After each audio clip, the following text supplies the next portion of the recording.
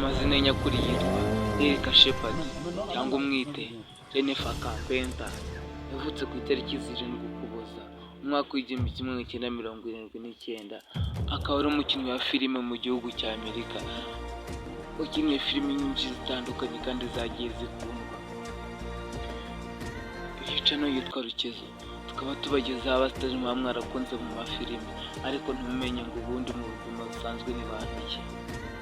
Tukaba tunababwira izindi filime bakinnye bikaba byagufasha kuzireba. Kanda subscribe ufungure inzogera bumva uri interested ko twajya tubana mu biganiro tubagezeho umunsi ku wundi. Reka dutangire. Erika Shepherd cyangwa Jennifer Carpenter yavutse ku itariki 7 Ukuboza umwaka w'igihumbi kimwe magana cyenda mirongo irindwi n'icyenda. Akaba ari umukinnyi wa filime mu gihugu cya Amerika. Erika Shepherd yavukiye muri Louisville muri Kentucky. Akaba ari umukobwa wa Catherine na Robert Carpenter. Yize muri Mutagatifu Raphael cyangwa Saint Raphael, umumarayika mukuru. Yaguye muri gahunda ya Walden Street Conservatory. Nyuma yaje kwiga mu ishuri rya Juilliard mu mujyi wa New York. Mbere yo guhabwa impamyabumenyi yakinnye muri filime yitwa Broadway ya Arthur Miller.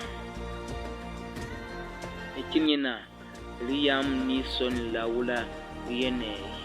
Erika Shepherd uruhare rwe rwa mbere rwatangiye kubera filime yakinnye muri filime iteye ubwoba Exorcism ya Emily Rose mwaka 2005. Icyo gihe ubwo yaratangiye gukina filime byeruye, atangiye kuvuga ngo iyi nibyo nagize umwuga. Iyi filime yamugize umwamikazi iteka.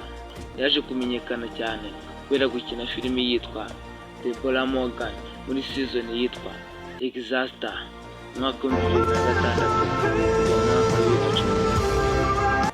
Aza kuyisubiramo muri miniseri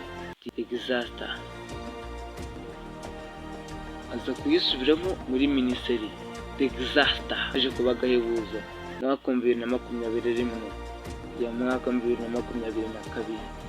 Byamushimishije harimo igihembo cya MTV Movie Awards, igihembo cya Saturn Awards, hiyongeyeho kuza mu bahatanira igihembo cya Television Critic Choice, ndetse akanaza no muri 4 bahatanira Guild Award.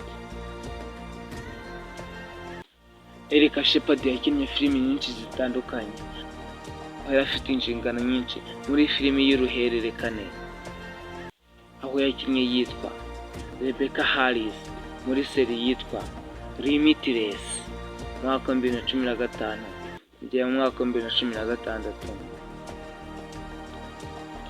Byaje kuba agahebuzo n'akarusho aho uyu Jennifer Carpenter cyangwa Erika Shepherd yaje gukina filime yaciye ibintu ku isi hose, aho yakinnye muri seri yitwa The Enemy Within, aho yaje gukundwa na benshi batari bake, aho yaje gukina ari umugore w'ikihebe wakoraga CIA, ari umuyobozi wa CIA, ariko nyuma bikaza kugaragara ko yagambaniye CIA.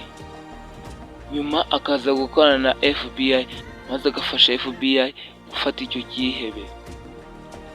Iyi filime byatumye akundwa cyane maze aza no guhabwa ibihembo byinshi kubera gukina iyo filime. You're under arrest for espionage and conspiracy against America.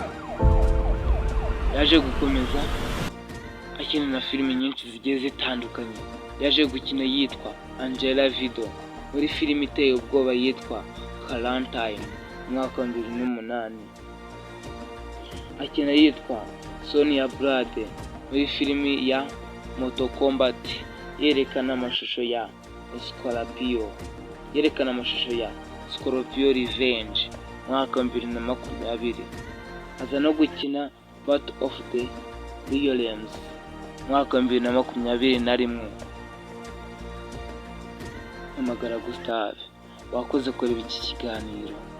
Iyi channel yitwa Rukezo, tukaba twibanda ku basitari muba mwakoze muri filime zitandukanye. Niba urumva uri interested ko twajya tubana, kanda subscribe ufungure inzogera kugira ngo tujye tubana mu biganiro tubagezeho umunsi ku wundi. Ciao ciao.